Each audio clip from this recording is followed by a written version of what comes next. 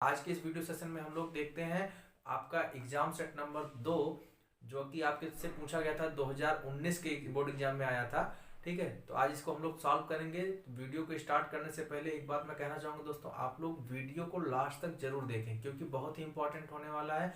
कि प्रिपरेशन तो आपकी लगभग तैयार हो ही चुकी है। ठीक है, अब क्या करना है, आपको रिवीजन करना है, और जितनी अच्छी तरीके से आप रिवीजन करेंगे उतना ही अच्छा मार्क आपको बोर्ड एग्जाम में मिलेगा। चलिए दोस्तों, वीडियो स्टार्ट करते हैं। हमारा पहला क्वेश्चन क्या आता है, ऑब्जेक्टिव टाइप का आता है। ठीक है, मल्टीपल चॉइस रहता है, 4 विकल्प दिए गए रहते हैं, उसमें से आपको सही विकल्प को छांट करके अपनी आंसर पुस्तिका में लिखना रहता है। ठीक है, और इसमें पहले क्वेश्चन में 6 क्वेश्चन आपसे पूछे जाते हैं। 6 सेक्शन होते हैं, का खा गा घा अंगा करके। ठीक है, और ये जो है एक एक नंबर के आपसे पूछे जाते हैं। तो चलिए देखते हैं हमारा पहला क्वेश्चन। और एक बहुत बड़ा अनाउंसमेंट, जितने भी छात्र नीट की प्रिपरेशन कर रहे हैं उनके लिए अनअकैडमी लेकर आए क्रैश कोर्स बिल्कुल फ्री में, जो आपको 3 मंथ में कंप्लीट रिवीजन आपके सभी विषय में कराएंगे। आपको सबसे बेस्ट बैच पहल बैच 2.0 जो स्टार्ट हो रहा है 28 दिसंबर में, जिसमें आपको डॉक्टर एस के सिंह, पंकज तलवार सिंह, आशीष सर, प्रदीप सर और सौरभ शर्मा पढ़ाएंगे, जो इंडिया के बेस्ट कोचिंग पढ़ा चुके हैं। इनको यहाँ पर आप देख सकते हो 23+ ईयर का एक्सपीरियंस है, साथ में इंडिया के टॉप रैंक प्रोड्यूस कर चुके हैं। साथ में एक बैच आपके लिए और है, super ranker batch for NEET 2021, जिसमें आपको रितु मैम पढ़ाएंगी, जो अनअकैडमी की टॉप एजुकेटर है बायोलॉजी की, और ये बैच स्टार्ट हो रहा है 31 दिसंबर का। साथ में उम्मीद बैच भी आपके लिए जो 3 जनवरी से स्टार्ट हो रहा है, जिसमें आपको इंडिया के बेस्ट एजुकेटर डॉक्टर आनंद मानी सर पढ़ाएंगे, जो बायोलॉजी के बेस्ट रैंक प्रोड्यूस कर चुके हैं। साथ में दीपक सर, अमन सर, विक्रांत सर और महेंद्र। और सबसे बेस्ट इंपॉर्टेंट पार्ट इस बैच का है कि ये बिल्कुल फ्री ऑफ कॉस्ट है। जितने भी स्टूडेंट इस वीडियो को देख रहे हैं, डिस्क्रिप्शन में जाकर आप किसी भी बैच में इनरोल कर सकते हैं। इसके लिए आपको ₹1 फीस पे नहीं करना, बस वहां पर आपको कोड डालना है। कोड जो आपको स्क्रीन पर दिख रहा है, शुभम@12, जैसे ही आप डालोगे सारे बैचेस आपके बिल्कुल फ्री में ओपन हो जाएंगे और आप बिल्कुल फ्री में तैयारी कर सकते हो। ठीक है, क्या है, ठीक है, तो क्वेश्चन आपके स्क्रीन पर दिखाई दे रहा होगा।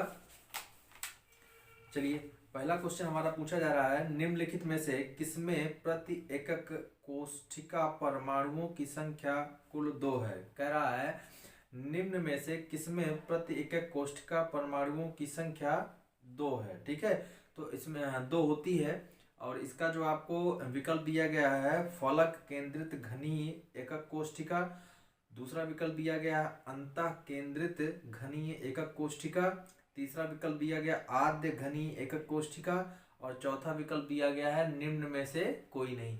तो भैया, इसमें आपसे पूछा जा रहा है प्रति एकक कोष्ठिका परमाणुओं की कुल संख्या 2 होती है। ठीक है, तो ये पूछा जा रहा है। अब इसमें आपका देखिए, चारों में से जो दूसरा विकल्प है अंतः केंद्रित घनीय एकक कोष्ठिका, ये विकल्प आपका सही है। यानी कि पहले क्वेश्चन के काम में आपका जो है दूसरा विकल्प आपका सही है। तो आप लोग दूसरे विकल्प पर टिक कर लीजिएगा। ठीक है, नेक्स्ट आपका पूछा जा रहा है 5 मिलीग्राम NaCl प्रति लीटर होता है। कह रहा है 5 मिलीग्राम NaCl प्रति लीटर होता है। आपसे पूछा जा रहा है NaCl जो है 5 ग्राम NaCl प्रति लीटर कितने के बराबर होता है। ठीक है, तो आइए देख लेते हैं इसको। जो हम लोग चूंकि 1/1000 ग्राम बराबर कितना होता है, 1/1000 ग्राम बराबर होता है 1 मिलीग्राम के। ठीक है, ये आप लोगों को पता है। 1/1000 ग्राम बराबर कितना होता है, 1 मिलीग्राम की। ठीक है, अब 1000 ml ठीक है, अब 1000 ml क्या होता है, 1000 ml। ठीक है, इक्वल टू कितना होता है, 1 लीटर होता है। भाई, 1 लीटर में 1000 ml होता है कि नहीं, तो यही तो हमने उल्टा लिख दिया है, 1000 ml इक्वल टू 1 लीटर। यहाँ पर 1 किलोग्राम में 1000 ग्राम होता है, आप लोगों को पता है। और 1/1000 ग्राम में 1 मिलीग्राम होता है। ठीक है, तो ये चीजें आपको जो है पहले से कॉन्सेप्ट क्लियर होना चाहिए थोड़ा सा, तब जो है ये समझ में आएगा। और 1 ppm बराबर क्या होता है, 1 ppm बराबर होता है 1 मिलीग्राम पर लीटर। अब 1 ppm बराबर क्या होता है, 1 मिलीग्राम पर लीटर, 1 मिलीग्राम पर लीटर। ठीक है, 1 मिलीग्राम पर लीटर ये हो गया। तो इसलिए 5 ppm बराबर कितना होगा, 5 ppm बराबर कितना होगा, तो 5 मिलीग्राम पर लीटर। ठीक है, ये आपका आंसर हो जाएगा। तो आपसे पूछा क्या गया है, 5 मिलीग्राम NaCl पर लीटर कितने के बराबर होता है, 5 मिलीग्राम पर लीटर NaCl आपसे पूछा गया है। तो आपको विकल्प में क्या क्या दिया गया है, पहला विकल्प दिया गया है 5 ppm, दूसरा विकल्प दिया गया है 50 माइक्रोग्राम पर लीटर, और तीसरा विकल्प दिया गया 0.25 माइक्रोग्राम पर लीटर, और चौथा विकल्प दिया गया है 0.006 मोल पर ml। ठीक है, मोल पर लीटर, मोल पर लीटर। तो यहाँ पर आपका पहला ऑप्शन सही है। ठीक है, खा वाले में आपका जो है पहला ऑप्शन सही है 5 ppm। ppm का मतलब होता है पार्ट्स पर मिलियन। ठीक है, तो खा वाले में आपका पहला विकल्प सही है, का वाले में दूसरा था, खा वाले में पहला है। चलिए हम लोग क्वेश्चन नंबर पहले के क्वेश्चन नंबर गा की तरफ बढ़ते हैं। तीसरा पार्ट जो है कह रहा है संक्षारण से बचाने के लिए आयरन पर की जाने वाली सबसे टिकाऊ धातु प्लेटिंग होती है। कह रहा है संक्षारण मतलब कोरोजन। ठीक है, कोरोजन आप लोग जानते हैं, जो आपका जैसे लोहा होता है, लोहे में जो जंग लग जाता है, ठीक, उसको हम लोग क्या बोलते हैं, कोरोजन या संक्षारण बोलते हैं। तो कह रहा है संक्षारण से बचाने के लिए आयरन पर की जाने वाली सबसे टिकाऊ धातु प्लेटिंग होती है। ठीक, कह रहा है जो सबसे मजबूत सबसे टिकाऊ होगी वो धातु प्लेटिंग किसकी होती है, किसकी लेयरिंग की जाती है। ठीक है, आपका ऑप्शन नंबर 1 है कॉपर प्लेटिंग, ऑप्शन नंबर 2 है टिन प्लेटिंग, ऑप्शन नंबर 3 है जिंक प्लेटिंग, और ऑप्शन नंबर 4 है निकल प्लेटिंग। ठीक है, तो इसमें जो है ऑप्शन नंबर 3 सही है, जिंक प्लेटिंग की जाती है। जिंक प्लेट की जो है जिंक धातु का लेयरिंग की जाती है, कोटिंग की जाती है। ठीक है, तो इसका मतलब तीसरे में तीसरा वाला विकल्प आपका सही है। गा में आपका तीसरा विकल्प सही कर लीजिएगा आप लोग। ठीक है, तीसरा विकल्प आपका सही है।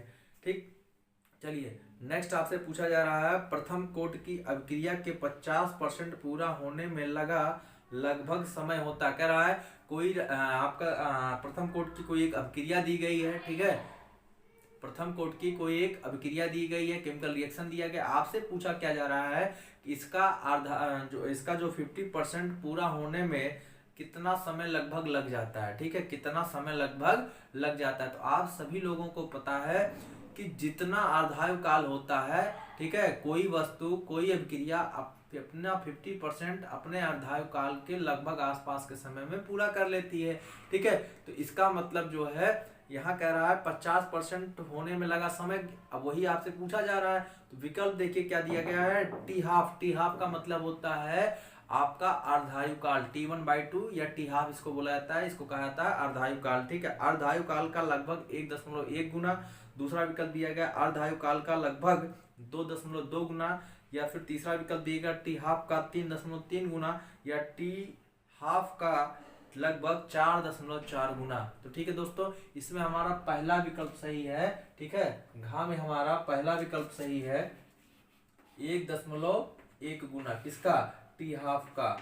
ठीक है, टी हाफ का 1.1 गुना, ये विकल्प आपका सही है। तो आप लोग यहाँ पर जो है इसको टिक कर लीजिएगा, चौथे का पहला।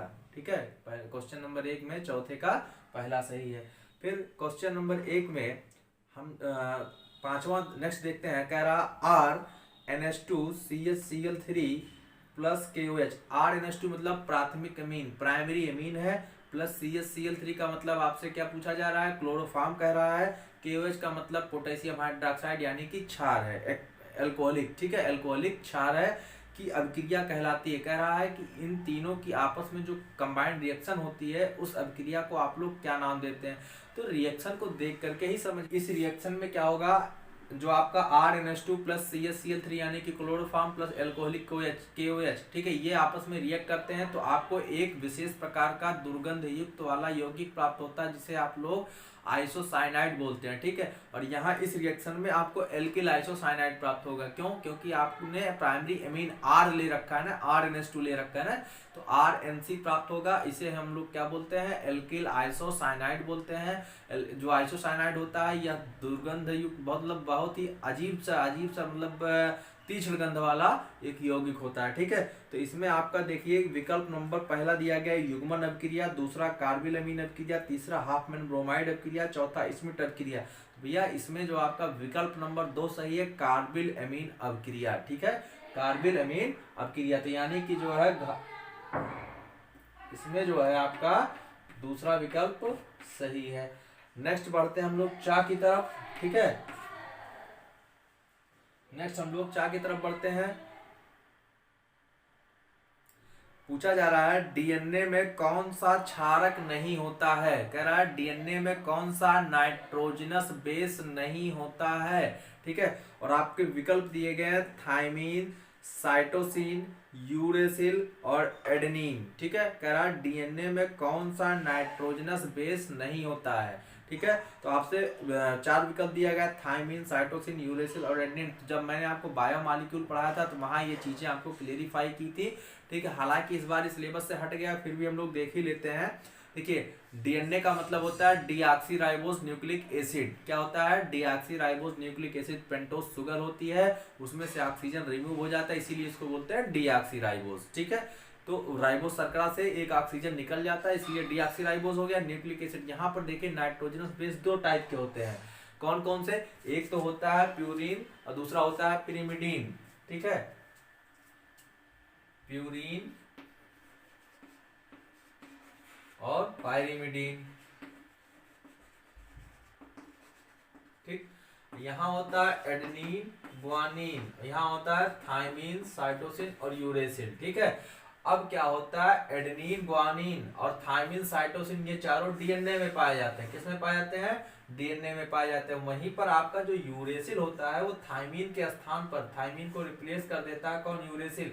कब? आरएनए के केस में। ठीक है, आरएनए में क्या पाया जाता है? यूरेसिल पाया जाता है, एडेनिन पाया जाता है, ग्वानिन पाया जाता है और साइटोसिन पाया जाता है। जबकि वहीं डीएनए में क्या होता है? एडेनिन पाया जाता है, ग्वानिन पाया जाता है, थायमीन पाया जाता है और साइटोसिन पाया जाता है। तो यानी कि थायमीन क्या किसमें पाया जाएगा? डीएनए में, और यूरेसिल किसमें पाया जाएगा? आरएनए में। और आपसे यहाँ पर पूछा क्या जा रहा है? कह रहा है डीएनए में कौन सा क्षारक नहीं होता है। तो कौन सा क्षारक नहीं होता है? देखिए आपका पहला है थायमीन। थायमीन है कि नहीं है? है, बिल्कुल है। ठीक है, साइटोसिन, साइटोसिन है कि नहीं है? बिल्कुल है। नेक्स्ट है यूरेसिल। यूरेसिल क्या यहाँ पर है? यूरेसिल क्या यहाँ पर है? नहीं है ना। तो ये यानी कि यूरेसिल जो है विकल्प नंबर 3 सही है। ठीक है, चा का विकल्प नंबर 3 सही है। ये आपका जो है यूरेसिल नहीं पाया जाता। चौथा विकल्प एडेनिन दिया गया। एडेनिन है कि नहीं है? भाई एडेनिन तो है ही। ठीक है, इसका मतलब विकल्प नंबर 3 सही है। हम लोग बढ़ते हैं क्वेश्चन नंबर 2 की तरफ। क्वेश्चन नंबर 2 क्या कह रहा है? किसी घनीय जालक में घन के कोरों पर उपस्थित परमाणु एक दूसरे के संपर्क में होते हैं तो घन जालक की संकुलन क्षमता की गणना कीजिए। आपसे क्या कह रहा है? घन जालक के संकुलन क्षमता की गणना करने के लिए कह रहा है। तो आप सभी लोगों को पता है कि एक जो है आप लोग ऐसे घन बना लीजिएगा। ठीक है, क्या बना लीजिएगा? घन बना लीजिएगा। ठीक, तो पहले आप लोग जो है घन बना लीजिए। ठीक, इस तरीके से आप लोगों ने उम्मीद करते हैं घन बना लिया होगा। एक जो है घन बना लिया होगा। अब देखिए जब आपने घन बना लिया तो इसमें 2 प्रकार के विकर्ण लगाने हैं। किस किस कौन कौन से विकर्ण लगाने हैं? एक तो आपको लगाना है फलक विकर्ण। ठीक है, फलक विकर्ण कैसे लगेगा? यहाँ से लेकर के ये। ठीक है, ये क्या होगा आपका? फलक विकर्ण होगा। तो इसको नाम दे दीजिएगा फलक विकर्ण का। क्या नाम दे देंगे? फलक विकर्ण का। ठीक है, और दूसरा क्या होगा? काय विकर्ण। दूसरा क्या होगा? काय विकर्ण। काय विकर्ण क्या होगा? यहाँ से लेकर के, ठीक है, यहाँ से लेकर के और यहाँ तक का होगा। ठीक, तो ये आपका जो है क्या हो जाएगा? काय विकर्ण हो जाएगा। तो 2 आपको विकर्ण खींचने हैं। ठीक, 2 आपको विकर्ण खींचने हैं। एक जो है फलक विकर्ण, दूसरा क्या हो जाएगा? काय विकर्ण। दूसरा क्या हो जाएगा? काय विकर्ण। ठीक है, काय विकर्ण। बात समझ में? इसको कुछ हम लोग इस प्रकार से रिप्रेजेंट कर सकते हैं। कह रहा है घनीय जालक में घन के कोरों पर उपस्थित परमाणु एक दूसरे के संपर्क में होते हैं तो कुछ इस प्रकार से। ठीक है, कुछ इस प्रकार से संपर्क में होंगे। ये देखिए। ठीक, अब इसको मान लीजिए P, इसको मान लीजिए Q। ठीक, अब कह रहा है कि जितने परमाणु होंगे वह एक दूसरे के संपर्क में होंगे ना। ये मान लीजिए पहला परमाणु बन गया। अब इसी से संपर्क साधता हुआ ये दूसरा परमाणु बन गया, और इससे संपर्क साधता हुआ जो है ये तीसरा परमाणु बन गया। ठीक है, अब इसका जो है हम लोग एरिया ए है, इसकी लंबाई ये है, और इसका हो जाएगा a√2 और इसका हो जाएगा a√3। ठीक है, अब आप लोग जो है यहाँ पर क्या निकाल लेंगे, संकुलन क्षमता। और संकुलन क्षमता का जो फार्मूला होता है वह होता है दो परमाणुओं का आयतन बटे में घनीय एकक कोष्ठकों का आयतन। ठीक है, दो परमाणुओं का आयतन, दो परमाणुओं का आयतन, दो परमाणुओं का आयतन, आयतन अपान में क्या है, घनीय एकक, घनीय एकक कोष्ठकों का, कोष्ठकों का, कोष्ठकों का आयतन। ठीक है, आयतन ये किसका फार्मूला है, संकुलन क्षमता का। किसका है, संकुलन क्षमता का। बात समझ में आई? तो आप लोग इस पे जो है वैल्यू रखिएगा, वैल्यू जब रखेंगे तो इसका आंसर निकल करके चला आएगा, ये फार्मूला है। बात समझ में आई भैया? चलिए नेक्स्ट क्वेश्चन हम लोग देखते हैं, क्वेश्चन नंबर 2 का खा। ठीक है, कौन सा क्वेश्चन नंबर 2 का खा क्या कह रहा है, भारानुसार 25% ग्लिसरॉल के विलयन में ग्लिसरॉल के मोल अंश की गणना कीजिए। ठीक है, तो कितना कह रहा है, 25% भारानुसार ग्लिसरॉल। ठीक है, तो ग्लिसरॉल का जो है पहले आप मोलर द्रव्यमान निकाल लीजिए। ग्लिसरॉल का फार्मूला आप लोग जानते हैं, C3H8O3 होता है। ठीक है, अब अगर आप इसको कैलकुलेट करेंगे इसका मोलर द्रव्यमान तो आएगा 12 गुणे में 3 प्लस में 8 गुणे में 1 प्लस में जो है 16 गुणे में 3। अब अगर आप इसको कैलकुलेट करेंगे तो 36 प्लस 8 प्लस 48, ये आ जाएगा 44 प्लस 48, कैलकुलेट करेंगे तो आ जाएगा 92। ठीक है, अब कह रहा 25% ग्लिसरॉल है, इसमें 25% ग्लिसरॉल है, तो यानी कि शेष क्या है, 75% जल है। ठीक है, अगर 25% ग्लिसरॉल 92 के बराबर है तो इसका मतलब 75% जल कितने के बराबर होगा, इसमें 3 से मल्टीप्लाई कर दीजिएगा, आ जाएगा 276। ठीक है, अब ग्लिसरॉल का मोल कितना है, ग्लिसरॉल बराबर 1 मोल। ठीक है, और वहीं पे जल का मोल कितना है, जल का मोल बराबर ये हो जाएगा 15.33। अब कुल मोल बराबर क्या हो जाएगा, कुल मोल बराबर दोनों का योग, तो इसका मतलब जो है ये हो जाएगा 1 प्लस 15.33 और ये आ जाएगा क्या, 16.33। अब जो है ग्लिसरॉल का मोल अंश आपसे पूछा जा रहा है, 1 बटा जो है 16.33, इसको कैलकुलेट कर लीजिए, आ जाएगा आपका आंसर। ठीक है दोस्तों, चलिए क्वेश्चन नंबर 2 का हम लोग गा की तरफ बढ़ते हैं। कह रहा कॉपर सल्फेट विलयन को 2 एम्पीयर की धारा से 450 सेकंड तक वैद्युत अपघटित किया गया, कैथोड पर निक्षेपित कॉपर के द्रव्यमान की गणना कीजिए। ठीक है, कह रहा कैथोड पर निक्षेपित कॉपर के द्रव्यमान की गणना करनी है।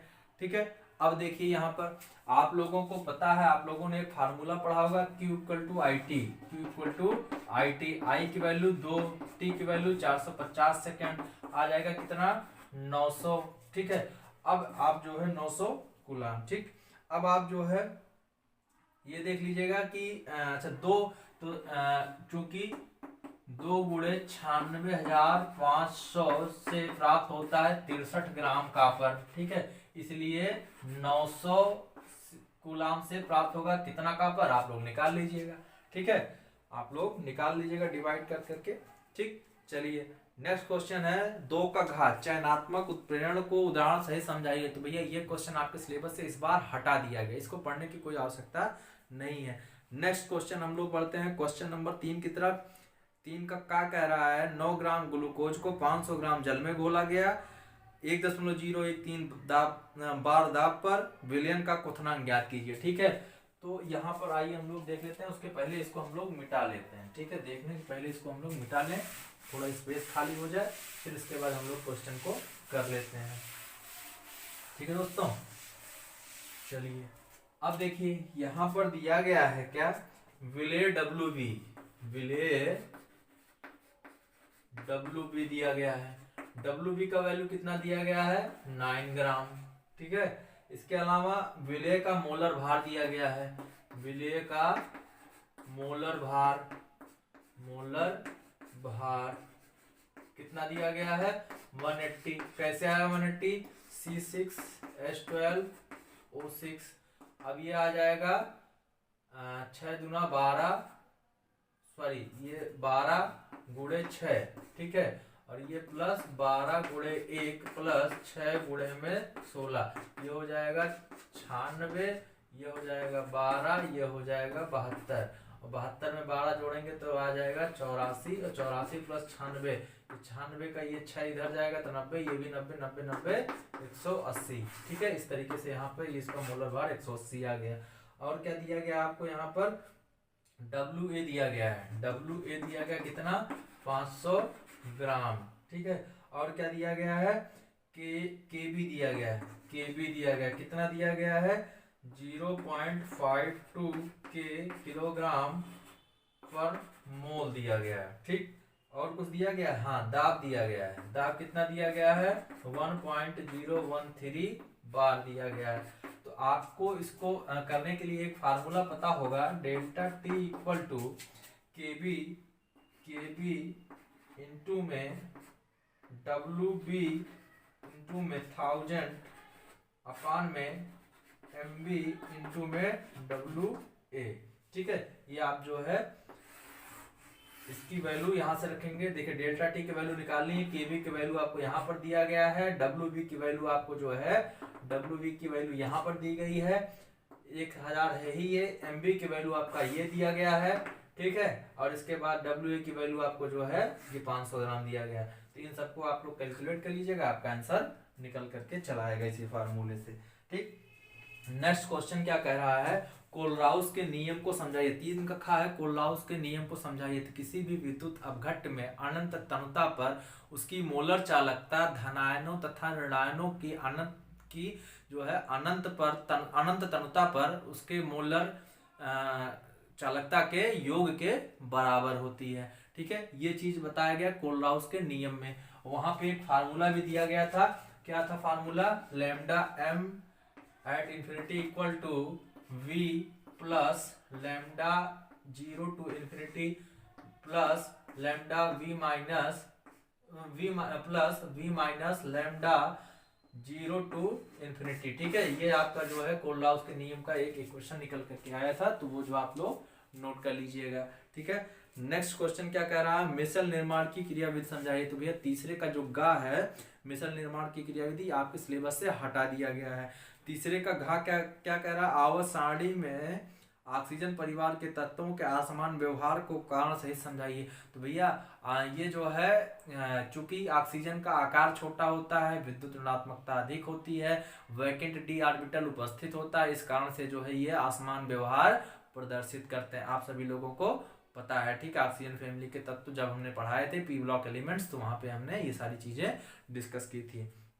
सचिन सहवाग टेलीपोलियो याद आ रहा है, वो ऑक्सीजन फैमिली के ही तो तत्व थे। ठीक है, प्लेलिस्ट में जो है आपको यहाँ डिस्क्रिप्शन में प्लेलिस्ट का लिंक मिल जाएगा, और प्लेलिस्ट में सारे वीडियो आपके सीक्वेंस से लगे हुए हैं, इसको जा करके आप लोग देख सकते हैं। पूरा कंप्लीट मैंने आपको पढ़ा रखा है। चलिए क्वेश्चन नंबर 4 की तरफ मूव करते हैं। क्वेश्चन नंबर 4 क्या कह रहा है? MnO2 से पोटेशियम परमैंगनेट के निर्माण की विधि तथा रासायनिक समीकरण भी लिखिए। पोटेशियम परमैंगनेट की KNO2 से रासायनिक, देखिए ये क्वेश्चन आपका जो है सिलेबस से अब बार हटाया गया है, तो इसको पढ़ने की कोई आवश्यकता नहीं है। जो 30% आपका सिलेबस रिड्यूस हुआ था उसमें ये शामिल है। नेक्स्ट है आपका बेंजिल क्लोराइड से NN डाइमेथिल फेनल मेथिलेमीन के निर्माण का रासायनिक समीकरण लिखिए। ठीक है, तो आइए देख लेते हैं। ठीक है, आइए देख लेते हैं।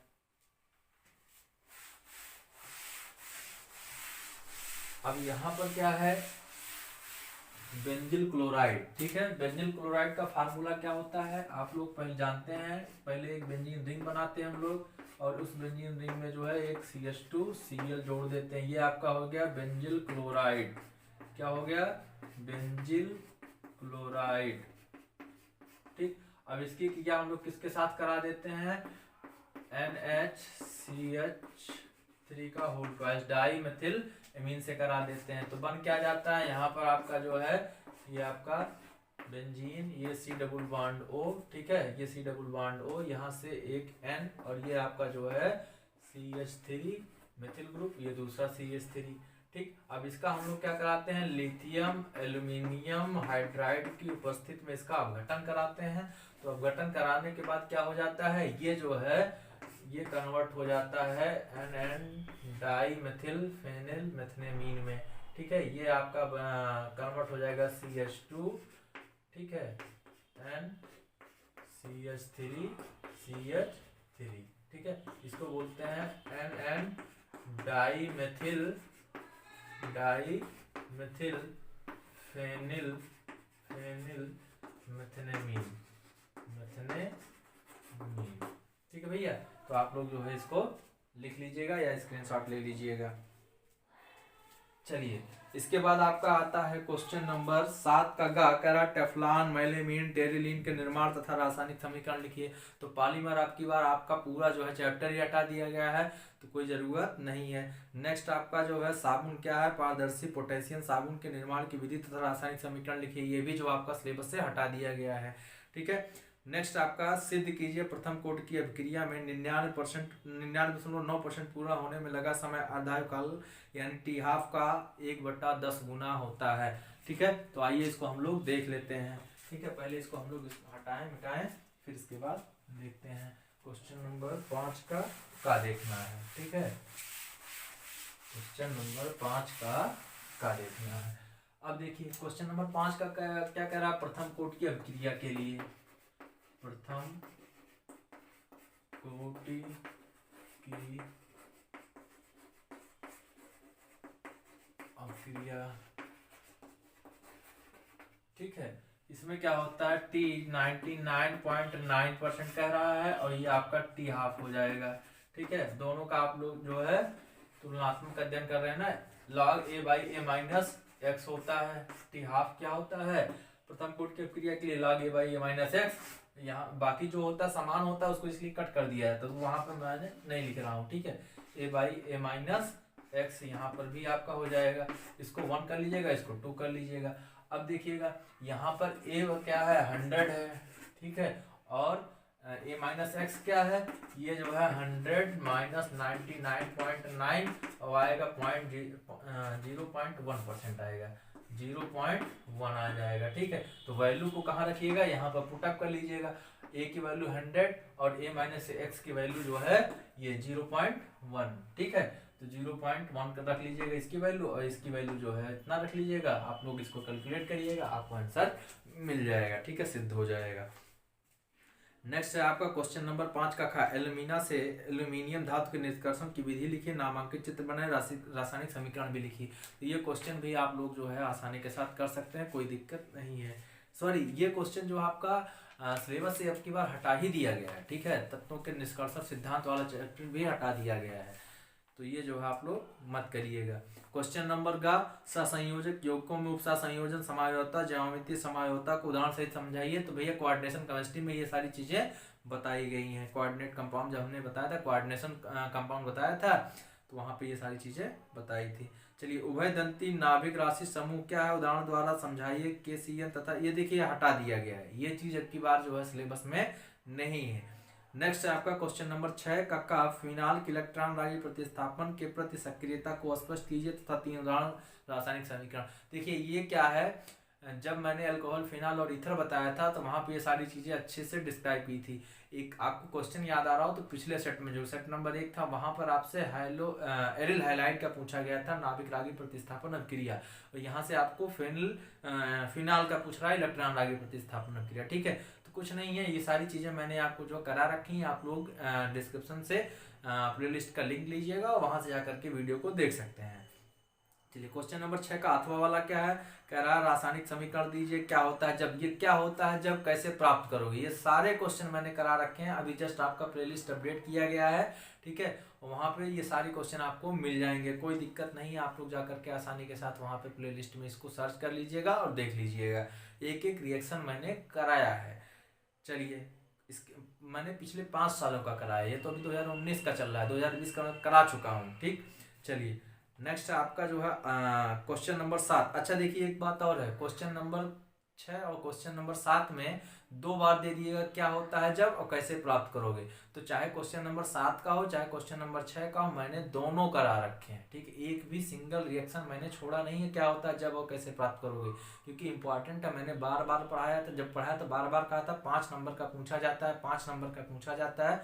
तो 5 5 10 नंबर, यहाँ देखिए कितने आया है, 5 5 10 और 5 5 10 10 10 20। और ये एक आपको जो है रासायनिक समीकरण नेमिंग रिएक्शन वाले में मिलेगा।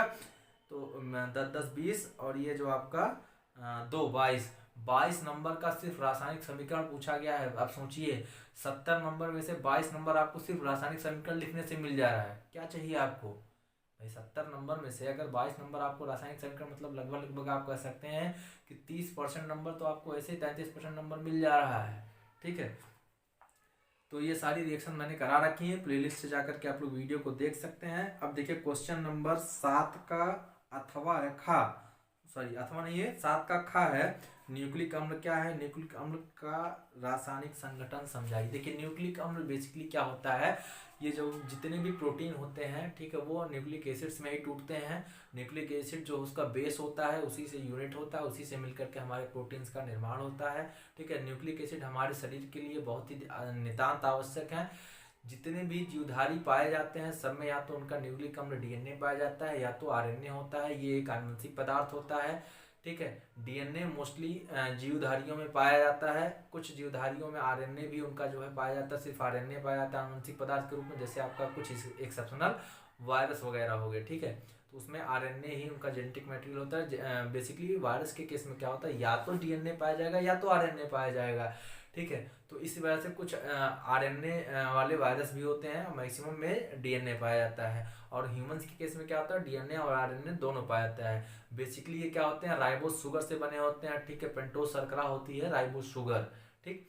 तो आरएनए में क्या होता है, राइबोस शुगर होता है, और डीएनए में क्या होता है, डीऑक्सीराइबोस शुगर होता है। यानी कि राइबोस शुगर से एक ऑक्सीजन जब रिमूव हो जाता है तो जो बचता है उसको हम लोग डीऑक्सीराइबोस शुगर बोलते हैं, ठीक है। तो डीएनए हो गया। और इसमें क्या होता है, 2 टाइप के नाइट्रोजनस बेस पाए जाते हैं, प्यूरिन और पिरिमिडीन। कौन कौन से, प्यूरिन पाया जाता है, प्यूरिन और पिरिमिडीन पाया जाता है, पिरिमिडीन, ठीक। और इसमें पाया जाता है एडेनिन और ग्वानिन, इसमें थायमिन, साइटोसिन और यूरेसिल पाया जाता है। तो डीएनए के केस में अभी मैंने जब आपको ऑब्जेक्टिव क्वेश्चन कराया था तभी बताया था क्या क्या पाया जाता है। डीएनए के केस में एडेनिन पाया जाएगा, ग्वानिन पाया जाएगा, थायमिन पाया जाएगा और साइटोसिन पाया जाएगा। और आरएनए के केस में एडेनिन पाया जाएगा, ग्वानिन पाया जाएगा, थायमिन का स्थान पर यूरेसिल हो जाएगा और साइटोसिन पाया जाएगा, ठीक है। तो ये अंतर होता है कि उनके नाइट्रोजनस बेस होते हैं, ठीक है। इनऑर्गेनिक फास्फेट वगैरह से मिलकर के ये सब बने होते हैं, ठीक है। तो ये सारी चीज़ें जो है शुगर, नाइट्रोजनस बेस, ये सारी चीज़ें मिलकर के आपके जो न्यूक्लिक अम्ल या न्यूक्लिक एसिड का निर्माण करते हैं, बहुत ही जरूरी होते हैं, बेसिक होते हैं, ठीक। तो ये सारी चीज़ें आप लोग लिख लीजिएगा, कोई दिक्कत मुझे नहीं लगता है कि इसको करने में आपको होनी चाहिए। अब नेक्स्ट है आपका प्रोटीन की प्राथमिक, द्वितीयक तथा तृतीयक चतुर्थ संरचना, प्रोटीन के विकृतीकरण। देखिए ये सारी चीजें मैंने आपको करा रखी हैं। देखिए प्रोटीन क्या होता है, प्रोटीन हमारे शरीर की बेसिक बिल्डिंग ब्लॉक होता है। हमारे शरीर के विकास के लिए प्रोटीन की आवश्यकता होती है, बिना प्रोटीन के हमारे शरीर का विकास नहीं हो सकता। घाव लग गया तो उसको भरने के लिए भी प्रोटीन चाहिए। लगभग 14% हिस्सा हमारे ड्राई वेट का 14% हिस्सा सिर्फ प्रोटीन का बना होता है, ठीक है। तो आप देखिए कि डॉक्टर भी सजेस्ट करते हैं बचपन में प्रोटीन की कमी से क्वाशरकोर नामक डिजीज हो जाती है, ठीक है। मेल न्यूट्रिशन हो जाता है। मेल न्यूट्रिशन का मतलब जिसे कुपोषण बोलते हैं आप लोग। प्रॉपर मात्रा में इसको जो है जितना फूड सप्लीमेंट मिलना चाहिए था एनर्जी वाला उतना मिला नहीं, ठीक है। कभी कभी क्या होता है आदमी पेट तो भरता है, ठीक है, लेकिन जो है उसको प्रॉपर न्यूट्रिएंट वाला फूड नहीं मिल पाता है तो उसका प्रॉपर विकास नहीं हो पाता, ठीक है। और डीनेचर्ड विकृतीकरण क्या है कि इसका अगर प्रोटीन को आप एक हाई टेम्परेचर देते चले जाएं, एक लिमिट से ज़्यादा टेम्परेचर दे दें तो ये डीनेचर्ड हो जाते हैं, मतलब विकृत हो जाते हैं, डिस्टॉर्टेड हो जाते हैं, फिर ये वर्क करना बंद कर देते हैं। जैसे कि अगर जैसे मान लीजिए कि आपके इन्वायरमेंट का टेम्परेचर 70 डिग्री सेल्सियस हो जाए और आप नॉर्मली ऐसे रहें, तो आपको लगता है कि आप जिंदा रहेंगे? बिल्कुल नहीं जिंदा रहेंगे, क्योंकि इतने डिग्री टेम्परेचर जाते जाते हमारा प्रोटीन क्या करता है, धीरे धीरे कम कर, जैसे जैसे टेम्परेचर बढ़ेगा वैसे हमारा जो है प्रोटीन धीरे धीरे वर्क करना कम कर देगा। तो इतने ज़्यादा टेम्परेचर आने का मतलब है कि प्रोटीन काम करना ही बंद कर देगा। अगर काम करना बंद कर देगा इसका मतलब जो है जो सेल है उसकी डेथ हो जाएगी। डेथ कंफर्म, वही तो डीनेचर्ड प्रोटीन होता है। तो डीनेचर्ड प्रोटीन के कारण सेल की डेथ हो जाती है। ठीक है दोस्तों, तो उम्मीद करते हैं आज का वीडियो सेशन आप सभी लोगों को समझ में आया होगा, बहुत ही पसंद आया होगा। मैंने अपनी पूरी कोशिश की है कि जितना ज़्यादा से ज़्यादा क्वेश्चन करा सकूं कराऊं। ठीक है, तो आप सभी लोग अगर पसंद आया वीडियो तो लाइक कर दीजिए, अपने दोस्तों के पास शेयर कर दीजिए, और अगर चैनल पर नए हैं तो चैनल को सब्सक्राइब कर दीजिए। शुभम क्लासेस ऐप को डाउनलोड कर लीजिए आप लोग, वहाँ पे फ्री में आपको PDF वगैरह भी मिल जाएगा पढ़ने के लिए। और अगर आप लोगों ने अभी प्रीवियस वीडियो नहीं देखा है तो डिस्क्रिप्शन बॉक्स में जो लिंक दिया गया उसको क्लिक करिए, और वहाँ पे आपको ऑर्गेनिक, इनऑर्गेनिक, फिजिकल कैसे प्राप्त करोगे, लेबोरेटरी मेथड वाले क्वेश्चन, और क्या होता है जब सारे क्वेश्चंस का आपको जो है लिंक मिल जाएगा। वहाँ आप लोग जा करके ये सारा काम कर सकते हो। ठीक है दोस्तों, तो मिलते हैं हम लोग नेक्स्ट वीडियो।